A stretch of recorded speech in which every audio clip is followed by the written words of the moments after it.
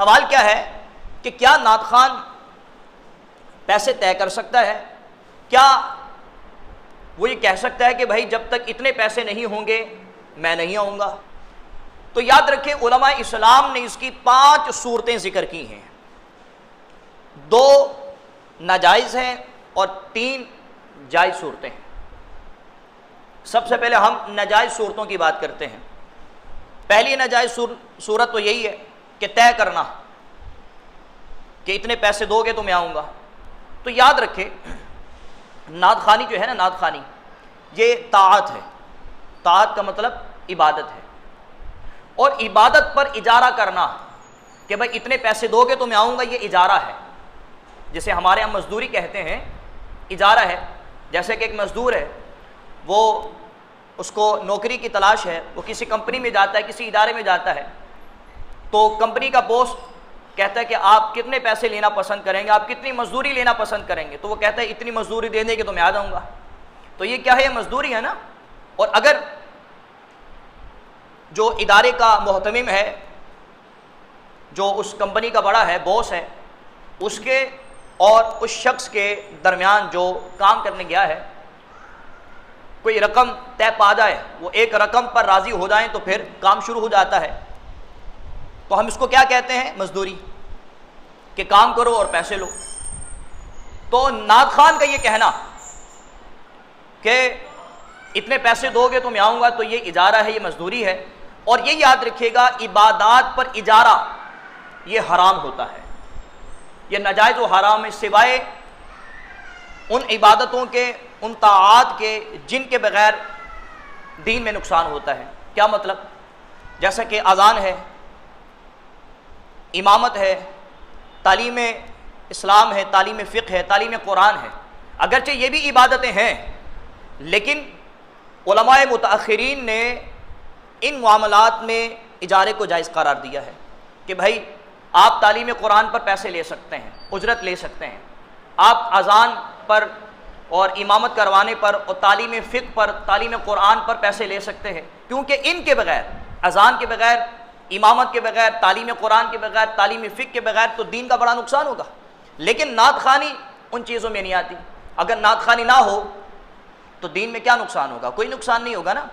تو اسی وجہ سے علماء متأخرین نے جو ہے وہ ان طاعات پر، ان عبادت پر تو اجارہ لینا، اجرت لینا جائز قرار دیا ہے، لیکن نعت خوانی کا اجارہ کرنا کہ اتنے پیسے ہوں گے تو ہم آئیں گے، تو یہ صورت جو ہے وہ ناجائز ہے۔ ٹھیک ہے نا جی۔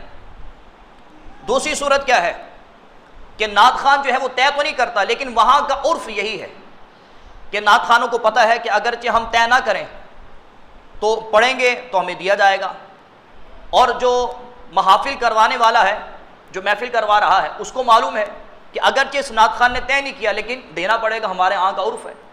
تو اگر عرف بھی ہے تو یاد رکھیں یہ بھی ناجائز ہے، اس لیے کہ شریعت کا ایک قاعدہ ہے المعروف کالمشروط، کہ جو چیز معروف ہو وہ اسی طرح ہوتی ہے جس طرح کہ مشروط ہے، جس طرح کہ طے کیا گیا ہے۔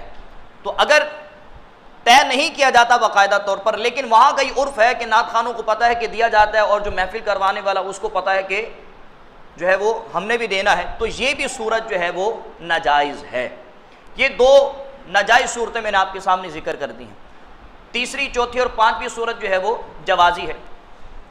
تیسری صورت یہ ہے کہ وہاں کا عرف نہیں ہے، نعت خوانی پر لین دین نہیں ہوتا، اور نعت خوان جو ہے وہ اللہ کی رضا، اللہ کی خوشنودی حاصل کرنے کے لیے نعت خوانی کر رہا ہے، اور حضور علیہ الصلوۃ والسلام کی محبت، حضور کے عشق میں نعت خوانی کر رہا ہے۔ ٹھیک ہے، اور اس کے دل میں یہ تمنا بھی نہیں ہے، اور وہ اس نیت سے آیا ہے کہ مجھے نہ بھی ملے تو کوئی مسئلہ نہیں جی، فقط اللہ کی رضا اور حضور کی محبت میں وہ نعت پڑھ رہا ہے، اس کے باوجود لوگ اس کو دے دیتے ہیں، تو یہ صورت جائز ہے۔ ٹھیک ہے۔ چوتھی صورت یہ ہے کہ وہاں کا لین دین کا عرف ہے، وہاں کا جو عرف ہے اس میں لین دین ہوتا ہے، لیکن جو پڑھنے والا ہے، جو نعت خوان ہے، وہ صراحتاً منع کر دیتا ہے۔ جو محافل کروانے والے ہیں ان کو صراحتاً منع کر دیتا ہے کہ بھائی میں نہیں لوں گا، اور وہ نعت خوانی کرتا ہے اور اللہ کی رضا کے لیے کرتا ہے، اس کے باوجود لوگ اس کو دیتے ہیں، تو یہ صورت جائز ہے۔ اس لیے کہ کیونکہ عرف پر اگر تصریح ہو جائے تو پھر اعتبار جو ہے وہ تصریح کا ہوا کرتا ہے۔ عرف کیا تھا؟ لین دین کا۔ عرف پر اس نے تصریح کر دی کہ بھائی میں نہیں لوں گا، میں نہیں لیتا، ٹھیک ہے، اس نے تصریح کر دی۔ اب اگر محفل کروانے والے دے دیتے ہیں تو چونکہ عرف پر تصریح ہو چکی ہے، اور جب عرف پر تصریح ہو جائے تو اعتبار عرف کا نہیں ہوتا، تصریح کا ہوتا ہے، لہٰذا یہ صورت جائز ہے۔ 4 صورتیں ہو گئیں۔ 5ویں صورت اور سب سے بہتر صورت وہ یہ ہے کہ جو محفل کروانے والے ہیں وہ نعت خوانوں سے ٹائم کا اجارہ کر لیں، وقت کا اجارہ کر لیں۔ کیا مطلب؟ کہ بھائی ہمیں آپ کے 2 گھنٹے درکار ہیں، ٹھیک ہے، 2 گھنٹے کے لیے آپ ہمارے ہوئے، اور اس کام میں اس وقت میں ہم جو چاہیں آپ سے کروا سکتے ہیں، ٹھیک ہے، اور وہ بھی کہے ٹھیک ہے میں آ جاؤں گا اور اتنے پیسے لوں گا۔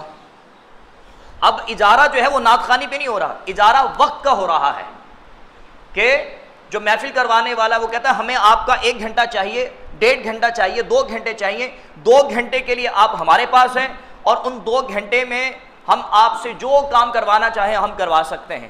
اور وہ نعت خوان کہے ٹھیک ہے، اور وہ کہہ دے کہ بھائی میں اتنے پیسے لوں گا، اور جو محفل کروانے والا ہے وہ بھی اس پہ راضی ہو جاتا ہے، تو اب چونکہ محفل پر اجارہ نہیں ہوا، نعت پر اجارہ نہیں ہوا، بلکہ ٹائم کا اجارہ ہوا، یہ صورت کیا ہے؟ یہ جائز ہے۔ یہ 5 صورتیں میں نے آپ کے سامنے جو ہے وہ ذکر کر